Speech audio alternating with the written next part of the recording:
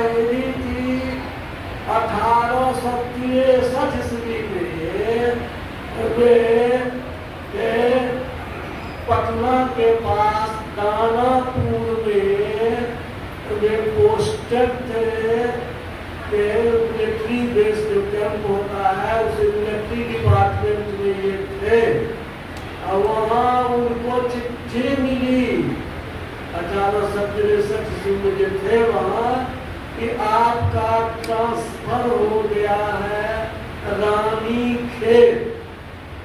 वो सरकारी आदमी को तो चिट्ठी मिलती है तो जाना पड़ता है, तो वहाँ से वो रिलीव होकर के चले गए रानीखेत।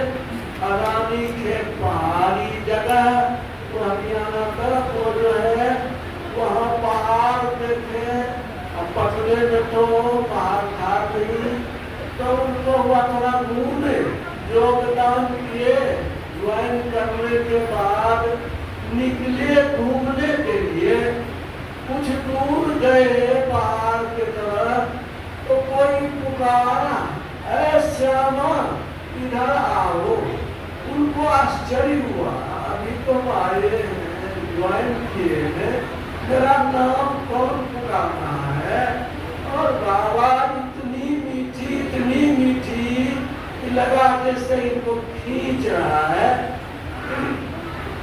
ये खींचते हुए आवाज के पास पहुंचे, देखते बहुत लंबे बाबा हैं, महाअवतार बाबा जी हम लोग कहते हैं उनको भी।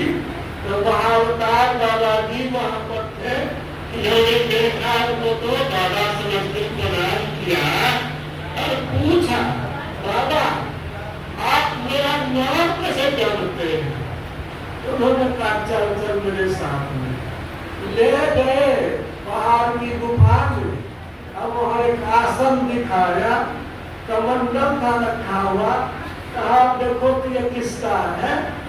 तो श्यामा चंद्र जी कहते हैं हम क्या कर रहे, हम तो हाईवे किए कल, हमको क्या पता है किसका है नहीं है।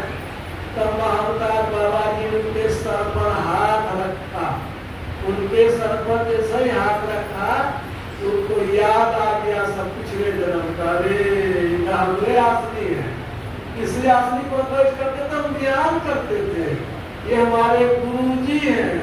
और ये जो कमंडल है देवराज जी है, तुरंत जो है उनको होश आया तो फिर जो है प्रणाम पाती करके कहा गुरुदेव क्या करना है? अरे तुम अक्कर बक्कर क्या क्या खाया है, पेट तुम्हारा गंदगी से भरा हुआ है, पहले पेट साफ करो। एक कटोरा दिया उनको पीने के लिए शरबत रस। अब वो जब पिए पी करके कहे चले जाओ झरना के पास, वो जाए शौच जाए, अब पानी लेके फिर शौच लग जाए, फिर जाए फिर शौच लगे, पूरा पेट साफ हो गया, एकदम डिहाइड्रेशन। जो है हिलने डोलने लगा और हिलते डोलते आए का गुरु महाराज जहाँ नहीं है। फिर एक कटोरा रस दिए पीने के लिए, एकदम बुलंद हो गए, पूरा लगा जैसे पानी चढ़ गया पूरा। तब उनको 10-12 दिनों तक उनकी जो है वहाँ पर वो रहे, उनको समझाया। तो जो आप समझते ही है कि हम लोग आँखें बंद करते हैं, क्या दिखाई पड़ता है? आँखें बंद करने पर सबको अंधेरा दिखाई पड़ता है। क्यों अंधेरा दिखाई पड़ता है? लोग जहाँ है वहीं तो दिखाई पड़ेगा। अभी सत्संग मंदिर में है, तो अभी चांदनी चौक तो नहीं दिखाई पड़ेगा, अभी सत्संग मंदिर दिखाई पड़ेगा।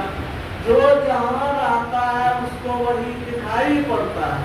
यानी कि हम लोग उसी अंधरिया में है, आँख बंद करते हैं। कौन देखता है? कहेंगे हम देखते हैं। क्या देखते हैं? अंधकार देखते हैं। क्यों देखते हैं? उसी अंधरिया में हम हैं। उस अंधकार से प्रकाश में जाएगा कौन? तो जाएगी सूरत। मन सह चेतन धार स्वत ही केवल बैठ सके जाने, यही होई गमनक छुटक पिंड ब्रह्मांड अंश हो जाने। गुरु महाराज का वचन है। उसके होकर के सूक्ष्म रास्ते से होकर के ये सुषुम्ना होकर चेतना हमारी जाती है। उसी अंधकार में सुखमना है। वो सुखमना कहाँ है? गुरु बतलाते हैं। वो सुखमना ऐसे तो यह है कि वो हम लोग सहज रूप से कहाँ देखते हैं? कहेंगे कहाँ? 25 सेंटीमीटर, वो 25 सेंटीमीटर जो है आँख का फोकल लेंथ है, वहाँ पर हम सहज रूप से देख सकते हैं। किताब भी पढ़ेंगे तो हम में सटा के तो नहीं पढ़ पाएंगे। 25 सेंटीमीटर यदि एक बित्ता पर रखते हैं तो ठीक से पढ़ते हैं। यही उपनिषद में आया है, द्वादशांगुल पर्यन्ते, 12 अंगुल 25 सेंटीमीटर हुआ, द्वादशांगुल पर्यन्ते नासाग्रे विमलेम्बरे समृद्धसीप साम्यन्त्या प्राणस्पन्दो नृत्यते।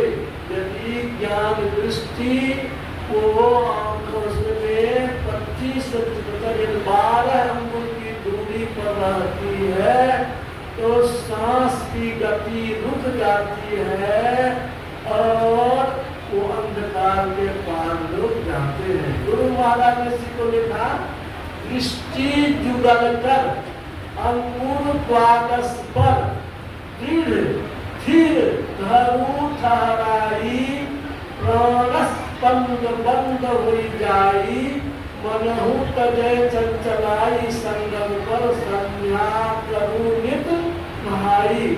इस तरह से दृष्टि साधन वगैरह की क्रिया 10-12 दिन वहाँ रहे श्यामाचरण लाल की, वो उसको सीखे। जब वो सीख लिए और करने लगे तो महाअवतार बाबा जी ने कहा कि देखो जा अपने ड्यूटी पर चले जाओ। वो कहे कि नहीं सर, तो रहने बाबा अपने पास। वो कह रहे तुम्हारा ट्रांसफर नहीं हुआ है, हम तुम्हारा ट्रांसफर करवाए हैं। आयो चिट्ठी आ गई होगी क्या? वहाँ की जो चिट्ठी आई हो भाई, तुम जहाँ सब करने लगे बाबा आपका ट्रांसफर कैसे होगा, कैसे मिलेगा? क्या देखो जब तुम मुझे याद करोगे तो मैं तुमको दर्शन दूंगा, लेकिन इसको तुम तमाशा मत बनाना, लोगों के दिखाने के लिए मत करना। जरूरत पड़ेगी तभी मुझे याद करना, तो दर्शन होगा। इस तरह से जब आए लौट करके यहाँ ऑफिस में लोगों ने समझा उसको कोई बाघ सिंह खा गया होगा, 10-12 दिन हो गया तो मर गए होंगे। लेकिन जब देखा तो लोगों ने कहा कि देखो चिट्ठी तुम्हारी आई है, उसमें लिखा हुआ है गलती से ट्रांसफर हो गया है, इसलिए तुम फिर पटना चले जाओ। वही तो पाटली पुत्र आए वहाँ तो योगदान करने लगे। उस समय जो हाकिम था उस ऑफिस में सो अंग्रेज था,